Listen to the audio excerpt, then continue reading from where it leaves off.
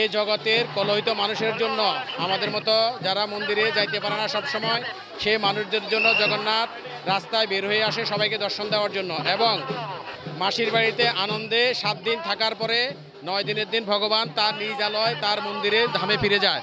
হরে কৃষ্ণ। জগন্নাথের রথযাত্রার শুভেচ্ছা। হরে কৃষ্ণ।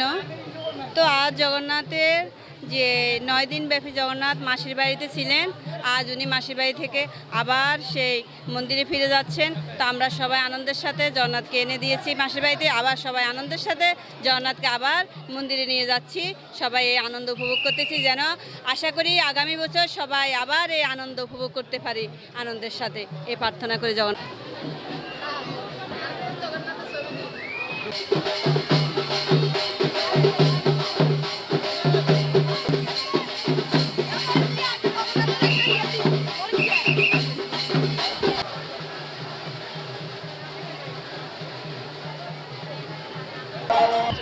হরে কৃষ্ণ। জয় জগন্নাথ। জগন্নাথ 9 দিনব্যাপী মাসির নিজের সিংহাসন ত্যাগ করে মামার বাড়িতে থেকে মাসির বাড়ি আসছে। এখন 9 দিন পরে আবার তার সিংহাসনে এসে ফিরে যাইতেছে। তো আমরা খুবই আনন্দিত যে আমরা জগন্নাথ দেবেরকে খুব কাছ থেকে দেখতে পাচ্ছি। সবাই খুবই উৎসাহিত কখন ওনাকে আমরা টেনে নিব।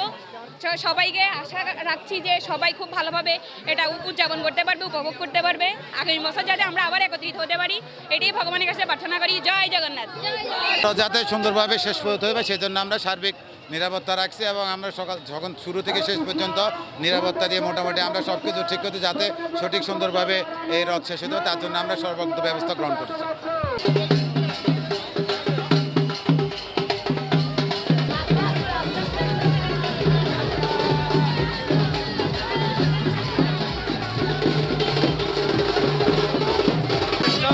আমাদের রথযাত্রা উপলক্ষে আজকে উল্টো রথ।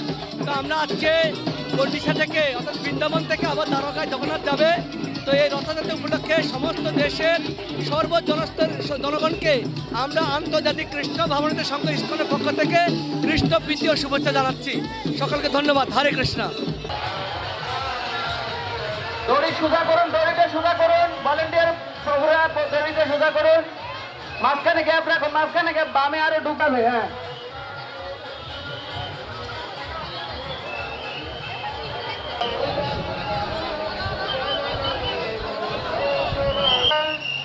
জগন্নাথ স্বামী নাম পত বলে জয় জগন্নাথ জগন্নাথ।